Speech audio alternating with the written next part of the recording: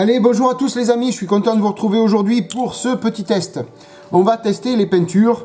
Donc vous avez vu ça sur la petite vignette, les peintures acryliques de chez Le Petit Matos. Alors c'est Christelle et Louis Vidonne. Christelle et Louis Vidonne, donc qui commercialisent ça. Alors beaucoup d'entre vous les connaissent. Je vous mets dans la description, dans le descriptif de la vidéo, le raccourci pour leur page Facebook. C'est surtout sur Facebook qu'on peut commander chez eux. Ils ont tout l'outillage nécessaire pour faire des maquettes, de A à Z, tout l'outillage. Et notamment ces peintures qu'ils font eux-mêmes, des peintures acryliques construites, confectionnées par eux. Voilà, donc sous la marque Le Petit Matos. Donc voilà, ça fait pas mal de temps déjà que j'ai ces peintures avec moi. J'en avais acheté une et puis Louis m'en avait offert une autre. Et je savais pas comment tester, oui je savais, mais pour quelle occasion m'en servir. Voilà, je voulais faire le test, en même temps m'en servir pour une voiture. Donc j'ai décidé de peindre la Honda Accord Wagon que j'ai commencé sur la chaîne. Je vais la peindre en vert. Voilà, je pensais que ça lui donnerait une belle couleur de la peindre en vert. Voilà, ce vert là, alors c'est le vert référence 6024. Voilà, donc je vous donne aussi leur numéro de téléphone, 03 84 31 50 74. Le petit téléphone, je vous le fais défiler en bas, 03 84 31 50 74. Voilà, et puis je vous mets leur Facebook en raccourci sur le descriptif de la vidéo. Voilà, donc l'Honda Accord Wagon, je vais la peindre en vert. Alors, pour ce faire, donc je vais tester en même temps la peinture avec vous, donc voir comment elle s'applique. Alors c'est prête à l'emploi, dilution à l'eau déminéralisée. Voilà. Donc elle est prête à l'emploi, donc automatiquement je vais directement mettre dans le godet et peindre avec. Mais je voulais tester, voilà, d'abord savoir si j'apprêtais la voiture en gris ou en blanc. Voilà, pour ne pas foncer, voir si ça fonce trop la couleur ou pas. Voilà, parce que j'ai besoin de passer du gris en après sur la carrosserie pour voir vraiment tous les défauts. Et donc après, s'il le faut, je passerai encore 2 couches de blanc pour ne pas dénaturer la couleur du vert. En même temps, pourquoi je fais ce test sur 2 cuillères?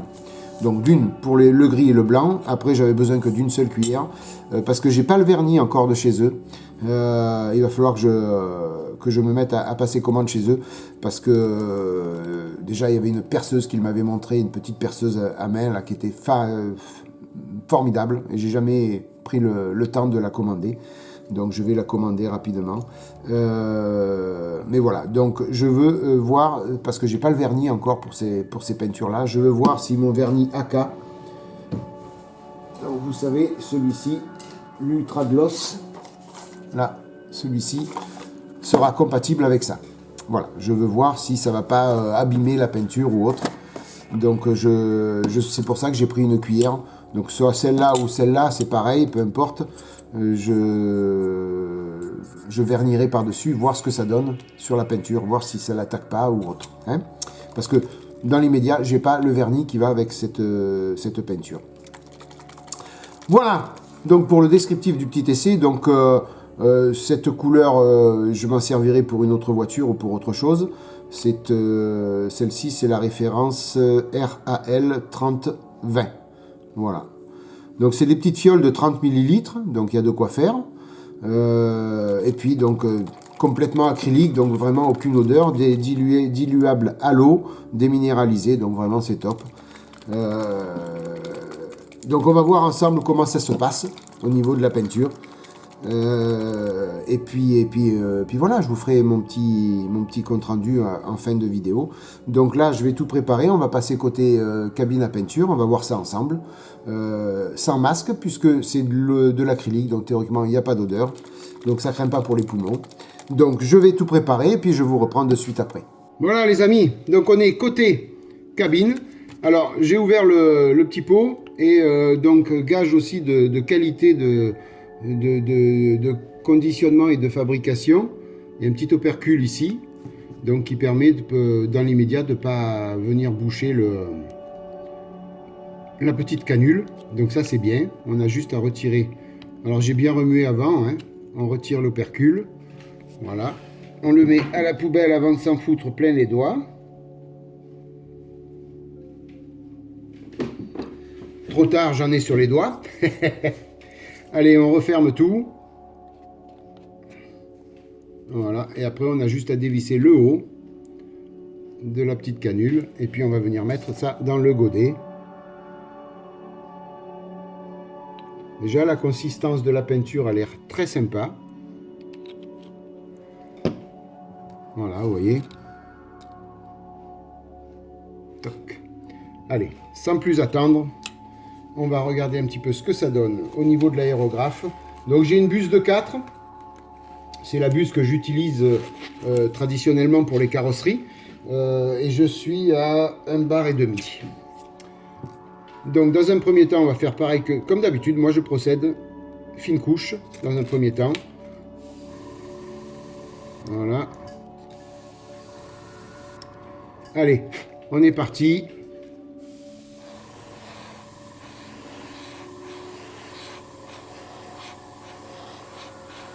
Alors au niveau des apprêts, j'ai oublié de vous le dire.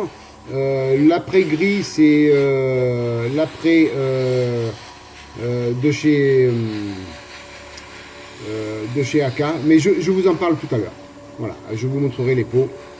J'ai complètement oublié de vous en parler. Je vous en parlerai tout à l'heure. Voilà.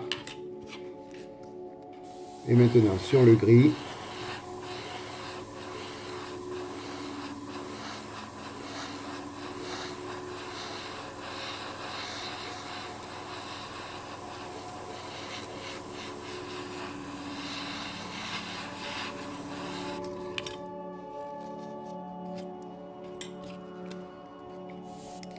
J'ai même pas mis la haute. Oh là là, excusez-moi. Il y a un peu plus de bruit maintenant, hein.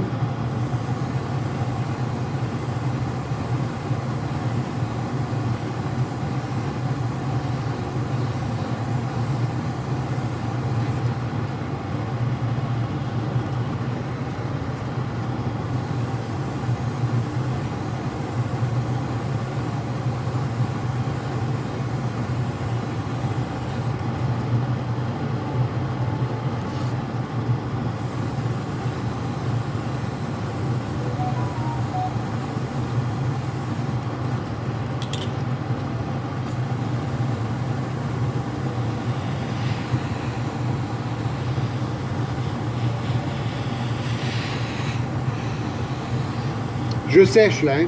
Là pour l'instant je sèche la couche. Elle était un petit peu trop mouillée à mon goût.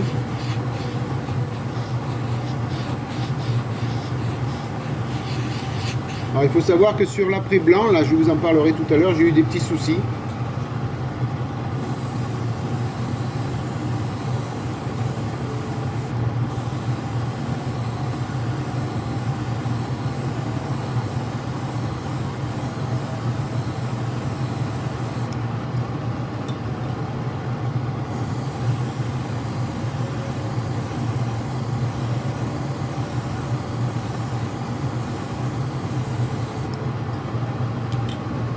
En tout cas, c'est hyper agréable à travailler.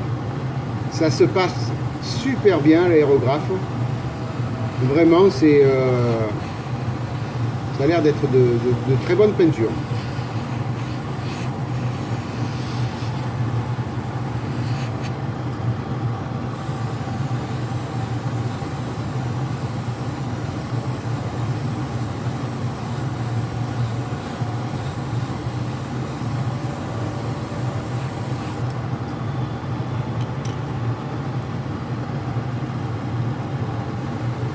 Pour l'instant, je sèche. Je n'en vois que de l'air, hein. Donc déjà, on voit quand même une différence de couleur entre l'après gris et l'après blanc.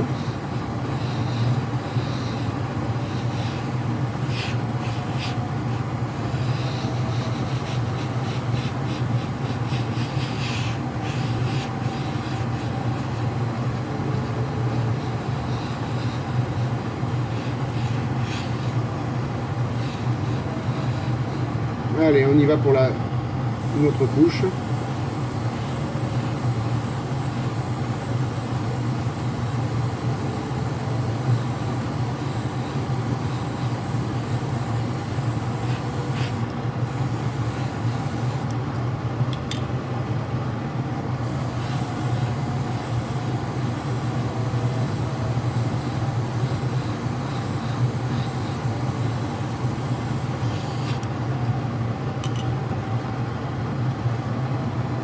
Je remets un peu dans le godet. Ah, peut-être retirer l'opercule.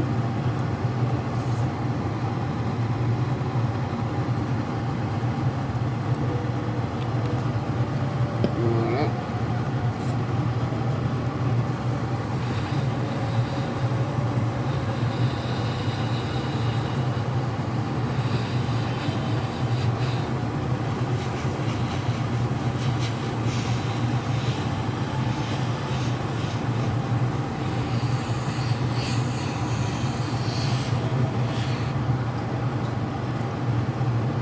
Je vais faire une couche un petit peu plus mouillée maintenant.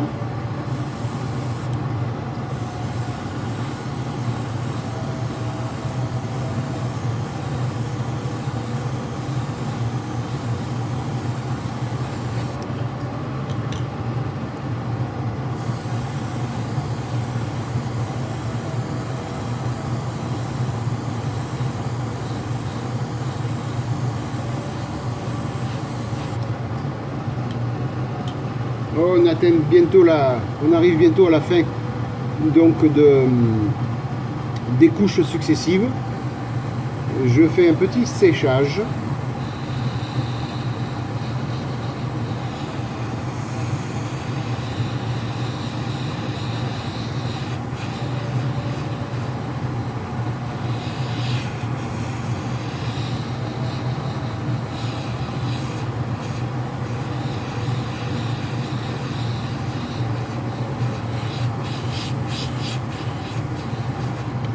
Allez, on y va encore, une dernière couche un petit peu plus mouillée et ça sera terminé.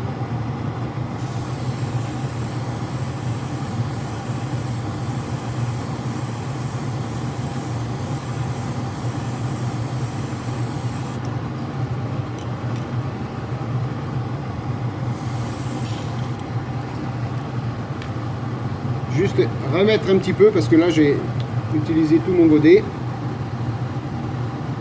Voilà.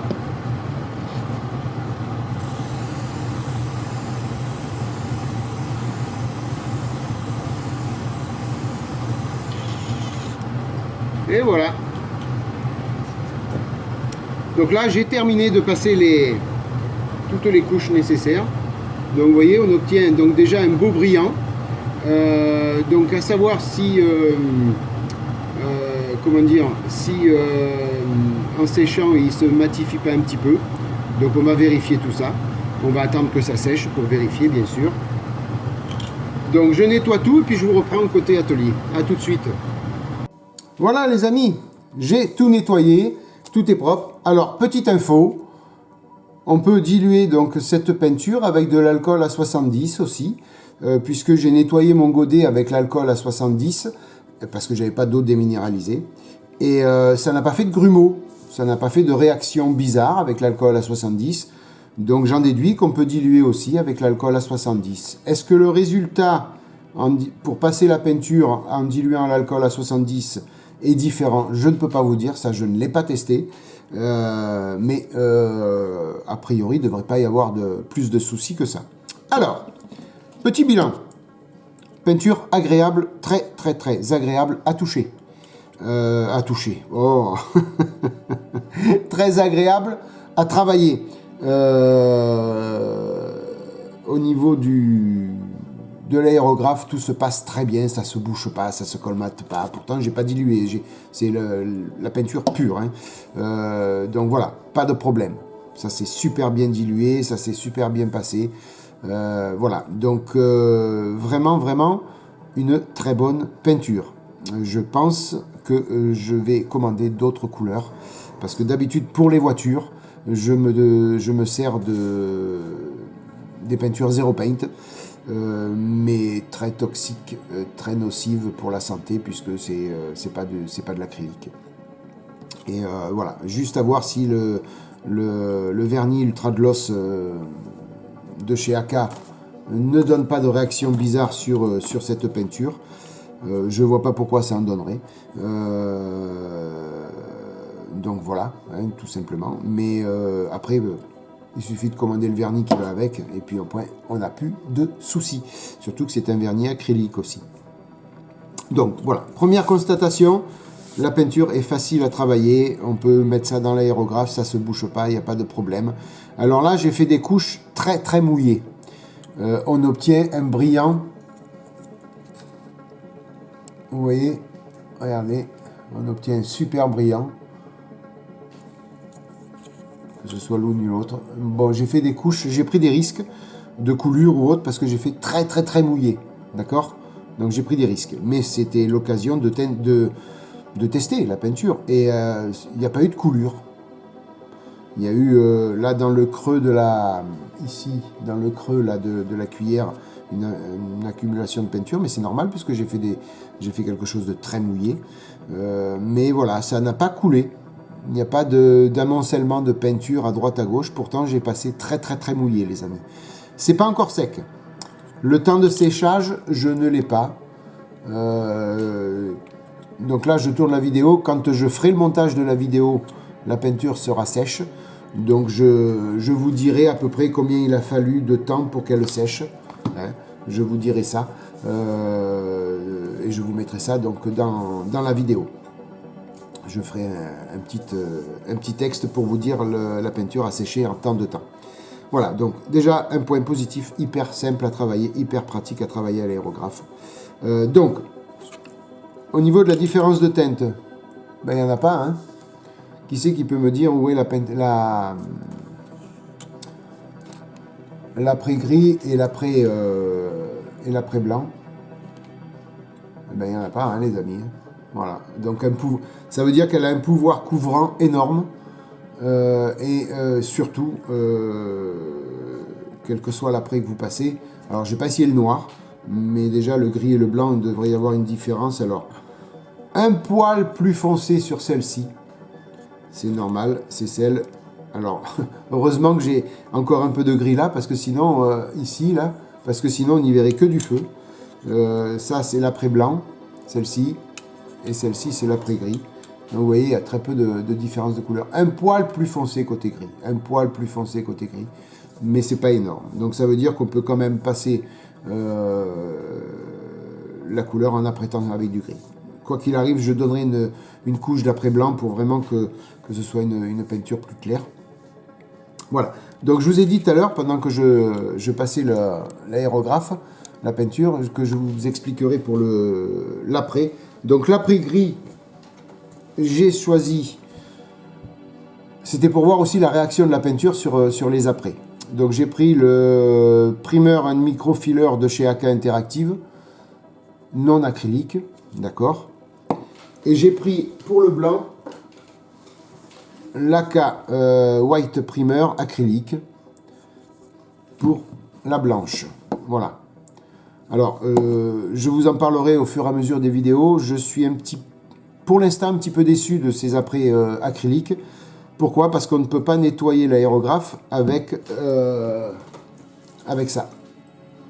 Voilà, ni le diluer. Ça, on ne peut pas le diluer avec ça. Voilà, il faut commander l'après qui va avec. Donc, je ne me rappelle plus la référence que c'est.